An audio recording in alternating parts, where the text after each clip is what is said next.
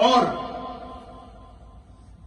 ایک نبی پاک صلی اللہ تعالی علیہ وسلم کے عاشق صادق، زمانے کے امام، حضرت امام علامہ فقیہ محدث ابو عبداللہ محمد بن موسیٰ بن نعمان مزالی مراکشی رحمت اللہ علیہ نے نبی پاک صلی اللہ علیہ وسلم کے معجزات پر ایک کتاب لکھی ہے، اور اس کتاب کا نام انہوں نے رکھا ہے مصباح الظلام۔ کیا نام رکھا ہے؟ مصباح الظلام فی المستغیثین بخیر الانام علیہ الصلاۃ والسلام فی الیقظۃ والمنام۔ یہ اس کتاب کا انہوں نے نام رکھا۔ اس کتاب کے اندر انہوں نے نبی پاک صلی اللہ علیہ وسلم کے معجزات لکھے ہیں، اور اس کتاب کے باب نمبر 10 کے اندر حضرت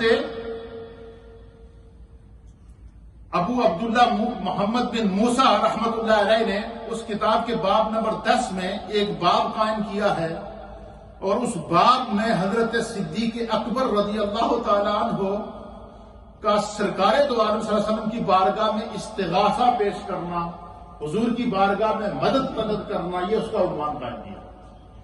اس باب میں انہوں نے ایک حدیث نقل کی ہے، ایک روایت نقل کی ہے، اور جس روایت کو امام بہقی نے نقل کیا ہے، اور روایت کرنے والے کوئی عام آدمی نہیں ہے، حضرت عبداللہ ابن عباس جو صحابی رسول ہیں وہ۔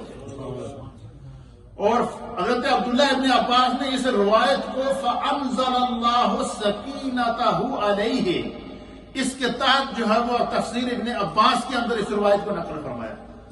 اور حضرت ابن عباس لکھتے ہیں کہ جب نبی پاک صلی اللہ تعالیٰ، حضرت ابوبکر صدیق بیان کرتے ہیں کہ جب حضور علیہ السلام کو لے کر میں غار ثور پر پہنچا ہجرت کی طرف، اس سیدنا صدیق سے آپ مقام صدیق اکبر رضی اللہ تعالیٰ عنہ کو دیکھیے کہ حضرت سیدنا صدیق اکبر کہتے ہیں کہ جب میں حضور علیہ السلام کو لے کر غار کے دہانے پر پہنچا تو میں نے حضور علیہ السلام کی بارگاہ میں عرض کیا کہ یا رسول اللہ آپ چند لمحے رکیں تو میں پہلے غار کی صفائی کر لوں۔ حضرت ابوبکر صدیق کہتے ہیں میں نے پوری غار کی صفائی کر کے ہر چیز کو سیٹ کر کے پھر جب مجھے تسلی ہو گئی تو میں نے عرض کیا کہ یا رسول اللہ آپ اندر تشریف لے آئیں۔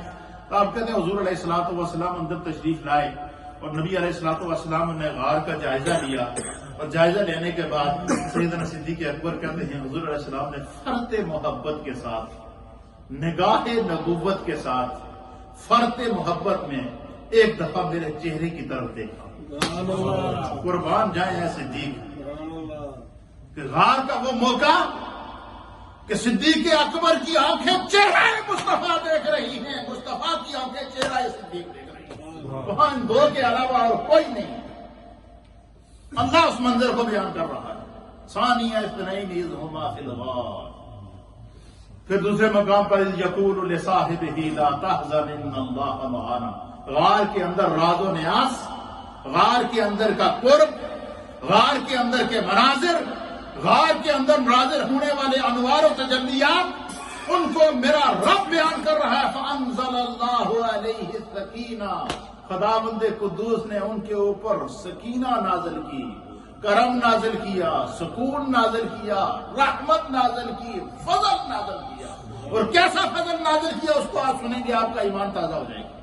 حضرت عبداللہ ابن عباس کہتے ہیں کہ سیدنا صدیق اکبر کہتے ہیں کہ میں نے پوری غار کی صفائی کی، ہر چیز کو میں نے دیکھا، غار کے اندر کوئی ایسی چیز نہیں تھی، نہ وہاں پانی تھا، نہ کوئی پانی کا چشمہ تھا، نہ کوئی ایسی چیز تھی۔ کہتے ہیں کہ جیسے سرکار اندر تشریف لائے تو حضور علیہ السلام نے نگاہ نبوت ڈال کر فرط محبت سے میرے چہرے کو دیکھا۔ کس کے چہرے کو دیکھا؟ حضرت محبت پیدا کرنا تاکہ آگے مزہ اور آئے گا۔ تو حضور نے حضرت ابوبکر صدیق کہتے ہیں کہ سرکار نے میرے چہرے کی طرف کیا کیا؟ نظر رحمت فرمائی، نظر کرم فرمائی، نظر نبوت فرمائی۔